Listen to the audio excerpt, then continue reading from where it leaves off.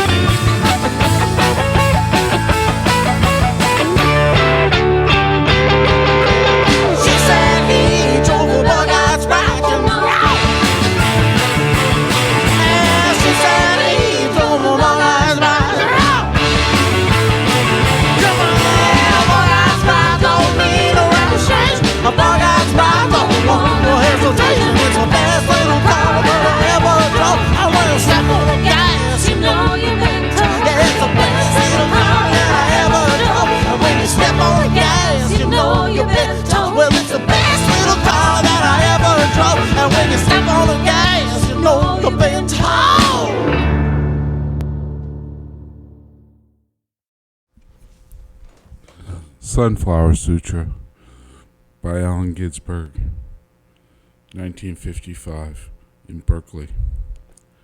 I walked on the banks of the Tin Can Banana Dock and sat down under the huge shade of a Southern Pacific locomotive to look at the sunset over the Box House Hills and cry. Jack Kerouac sat beside me on a busted, rusty iron pole. Companion, we thought the same thoughts of the soul, bleak and blue and sad-eyed, surrounded by the gnarled steel roots of trees of machinery. The oily water on the river mirrored the red sky. Sun sank on top of final Frisco peaks. No fish in that stream. No hermit in those mounts. Just ourselves, rheumy-eyed and hungover, like old bums on the riverbank, tired and wily. Look at the sunflower, he said. There was a dead gray shadow against the sky, big as a man, sitting dry on top of a pile of ancient sawdust. I rushed up and chanted. It was my first sunflower.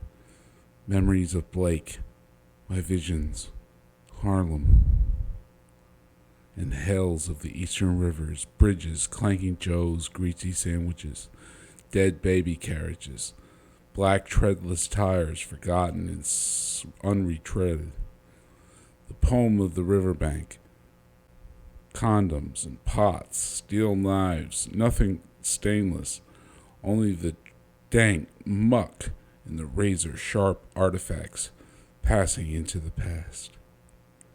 And the gray sunflower poised against the sunset, crackly, bleak, and dusty with the smut and smog and smoke of olden locomotives in its eye. Corolla of bleary spikes pushed down and broken like a battered crown, seeds fallen out of its face, soon to be toothless mouth of sunny air. Sun rays obliterated on its hairy head like a dried wire spiderweb. Leaves stuck out like arms out of the stem. Gestures from the sawdust root. Broke pieces of plaster fallen out of the black twigs. A dead fly in its ear. Unholy, battered old thing you were, my sunflower, oh my soul. I loved you then. The grime was no man's grime, but death and human locomotives. all that dress of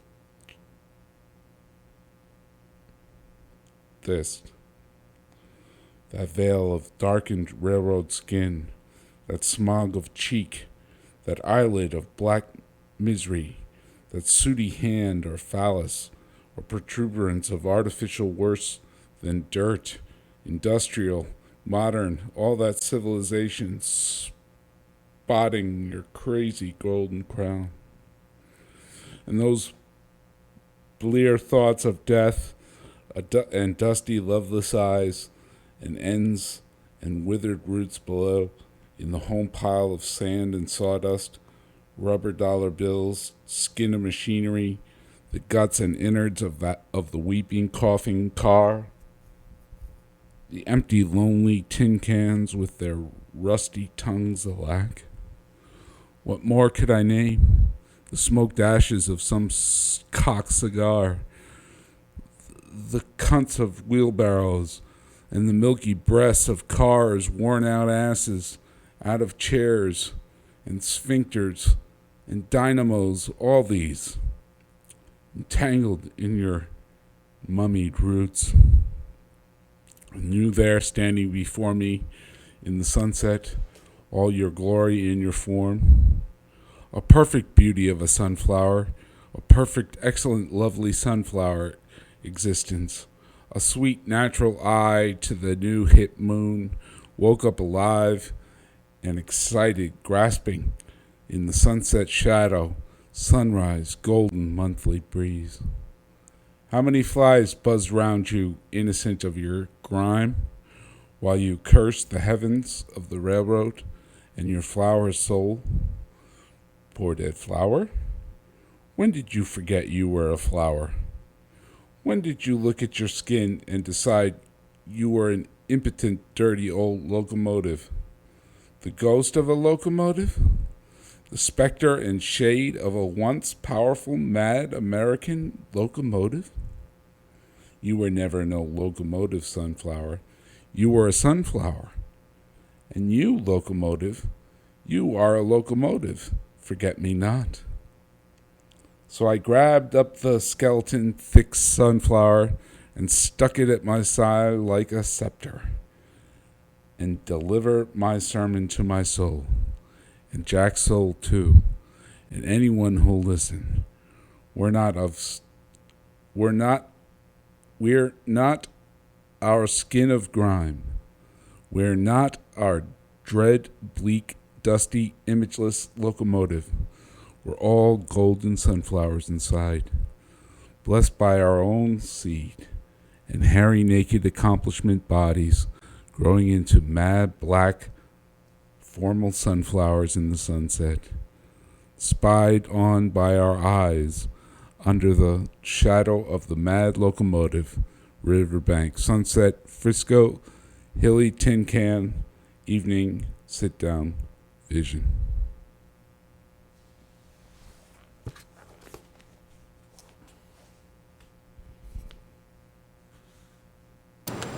Walking was always a funny thing for me.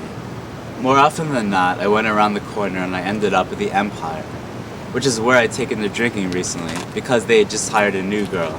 She was cheap because she was inexperienced, but there was something about her skin I liked.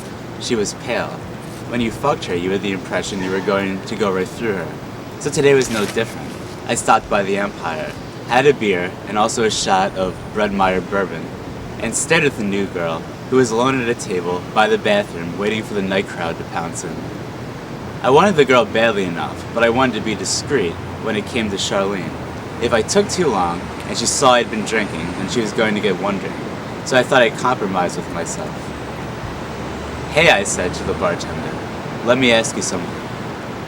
The bartender was a fat old redhead with an enormous bosom and a red wristband on her arm that said, "Mama of the bar." "If I wanted that new girl for only 20 minutes, what would you say?" "What do you mean, what would I say?" "I would say do whatever you like as long as you pay for it." "In terms of price reduction," I said, "what if I stuck to oral action and for only 20 minutes? Then I pay you for half of it." Mama ignored this, picked up a glass and wiped it down. Then she bent over and disappeared behind the counter, came back up with a condom and a blue wrapper she slapped down on the counter. "You're the kind of guy who keeps coming back." "For a while," I said. "I'll go through a phase." She shrugged and went down the bar to where a lonely fellow was sitting and scratching his knee rapidly and grinding his teeth together. So I took the girl upstairs. I had her undress for me and bend over on the bed so that she made a bridge of her back. And so I got on my knees and I licked her pussy from behind. She was silent. Because she was inexperienced, she didn't know that it helped if she were to moan a little, and to gyrate, and to tremble. "You remember me from last week," I said. She wasn't a particularly dumb girl. There was something outwardly curious in her eyes, but when she spoke, she was short. Language wasn't where it was at for her. "You have the knife," she said. There was something cute about the way she said it. She was so unsure of herself. As a way of tickling her, I reached up between her legs and jiggled one of her small breasts. "It's the creeper blade," I told her. "It's a special kind of knife." "You won't use it." "I use it all of the time." "But on me." I thought this was less funny. "No," I said, "not on you." I wasn't so sure what I wanted with her now. I was less turned on, and I was running out of time, so I undressed, left my trousers and my shirt in a corner on the floor, and I hung the creeper holster up on a chair. Then I took my naked body, not looking down on myself. I was doughy and pale. I still am. I stood on the bed and held my cock in a half-erect state, and I told the girl to get all the way on her knees. She did. I slapped it on her mouth. She knew enough to spread out her tongue. "Could you moan?" I said. "Don't you remember? Last week you had it down." "You want me to moan?" "Pretend you enjoy it." She thought for a moment. Then she licked the side of my cock and went, I do like it." "All right," I said. "You see how much better that is." She agreed. And what this turned out to be was a pleasant 8 minutes of oral action. When I came, it was on her nose, and I asked her to sit for a moment, so I could admire the jism I left hanging. I was getting dressed then. I was all ready to go.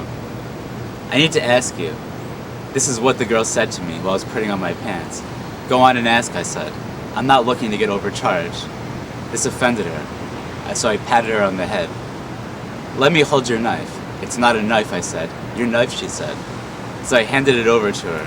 She was a girl. I was soft. I wouldn't let a man hold the creeper blade. Of course, when I took it out of the holster, she was disappointed because the blade hadn't risen yet. "Here," I said, and I grabbed it back from her. "I'll show you. I told you before, it's not a knife." I had extended my arm in her direction and manipulated the creeper blade so it rose slowly. I let the blade peek out, right at its angle. It came up this far. Then I spun on my heel and launched the creeper at the wall. The blade flung out and cut right into the surface.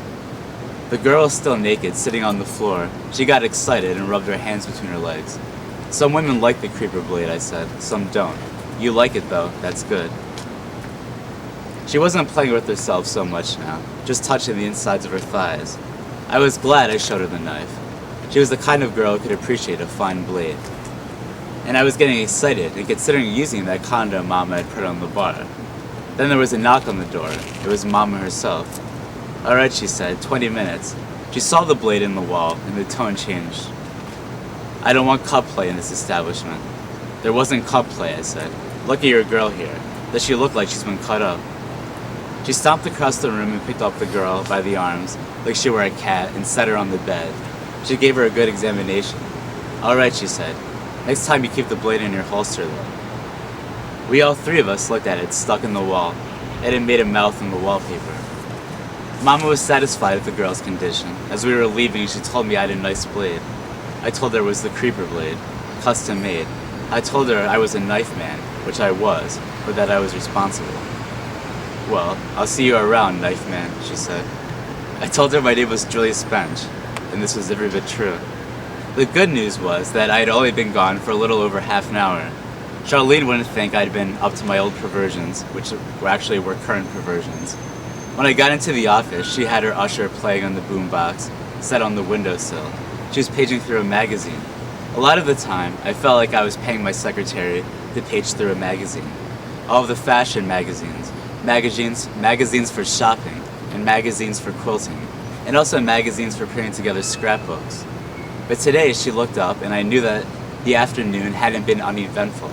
Her eyes moved in her head from left to right.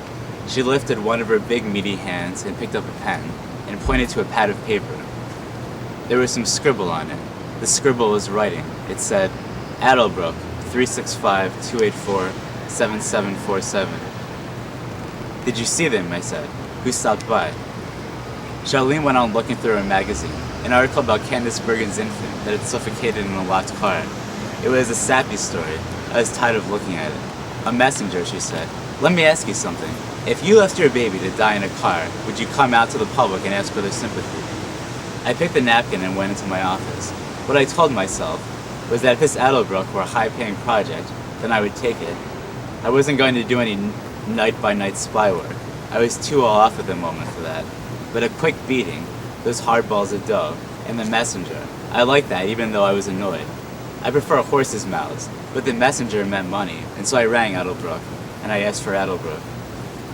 Should I keep going?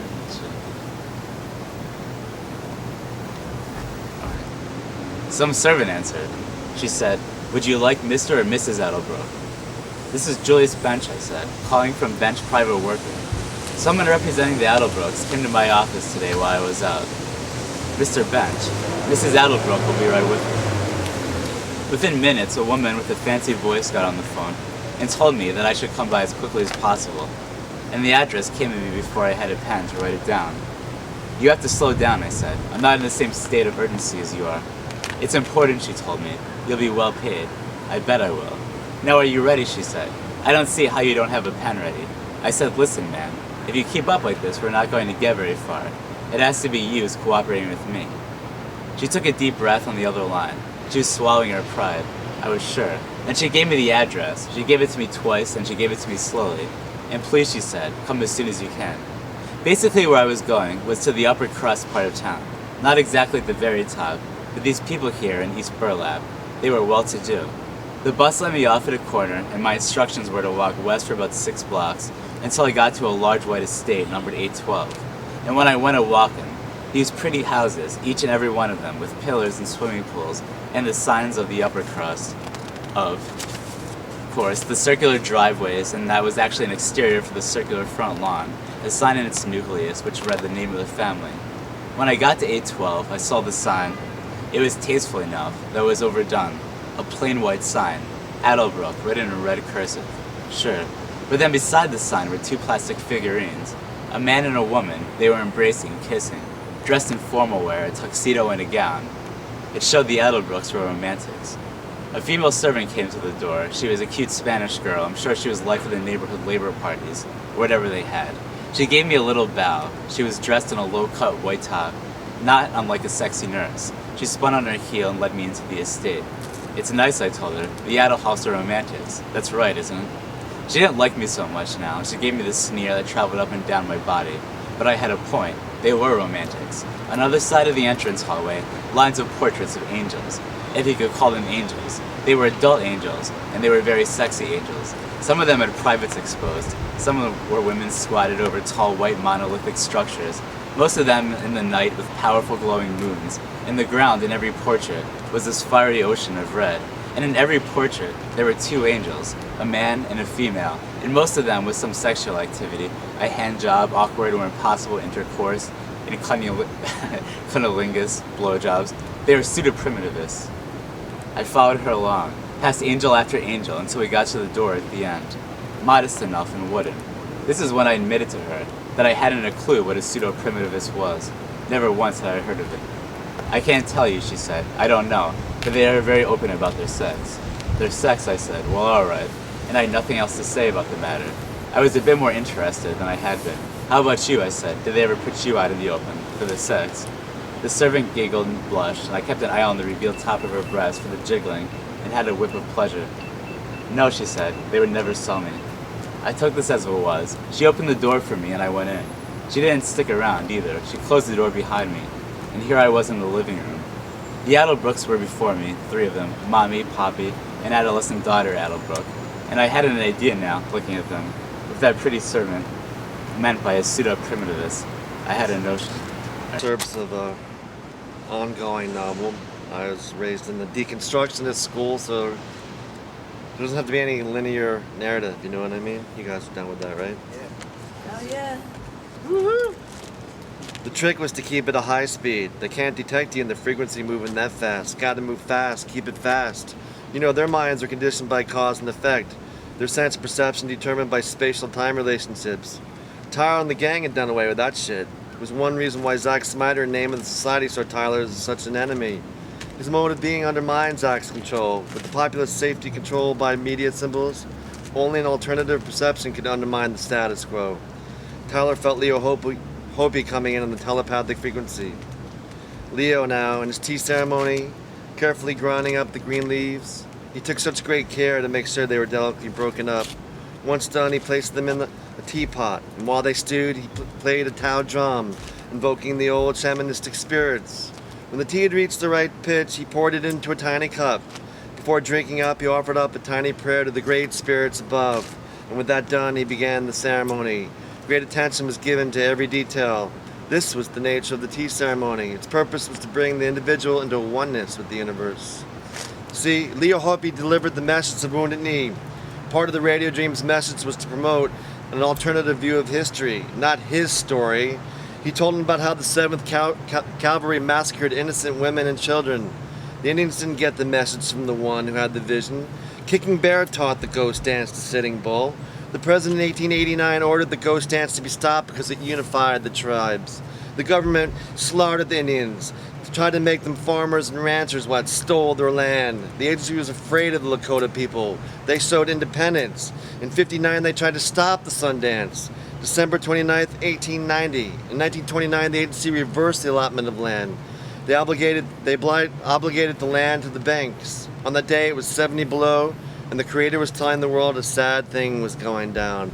Sad, sad thing going down. Mothers were killed while clutching their babies. Indian provided beans, corns, berries, coal, and silver. Cut. Radio Dream. I'm throwing it out because Dylan agrees with me now. You hear that, motherfuckers? You know Dylan bringing in the Emersonian moment. As translated through Thoreau, Whitman, Miller, Burroughs, Woody Guthrie, meets Mark Twain, with a little bit of Lewis Carroll thrown in, mixed over the Tin Pan Alley, which comes from the Russian immigrant Jews hustling tunes back at the beginning of the century. In other words, what I'm saying is that Dylan invented the confessional song as a profitable enterprise. In other words, the artist is subject, which descended from Emerson is translated through Guthrie, Reese Steinbeck, but in the modern sense, James Joyce is the one who captures the aesthetic. In Joyce's world, the artist rejects the church and becomes the priest of the imagination. As the light fades away in the valley, a cat walks by the window. Lawrence Ferlinghetti reads Kerouac, and myth circulates through my brain. Is it dead, or is it being born? Art is a mean to expression. Now it seems like one big ego trip. The American industrial complex destroys poetry. The language returns now, though, past my paranoia, past the heat, past the piss test of the guard who checks that kind of stuff, and the light shines in the valley, the Tai Chi morning, the blood flowing in the veins, and John Hyatt on the radio, cars zooming by on the nameless highway, morning work, Radio Dream calling from atop a hill. Let's reinvent the distribution network. Let's let the information flow. An alienated movie shimmers through my bones, power structures abound. The trees, though, still cast the same shadows across the backyard. Let's remember that form follows function. Let's remember that, as Dee had gone insane with self-inspection and self-doubt, but it's okay now, because characters flow through his mind with what-if possibilities. Art is the invention of the artist's psychology. Time to write yourself into the movie.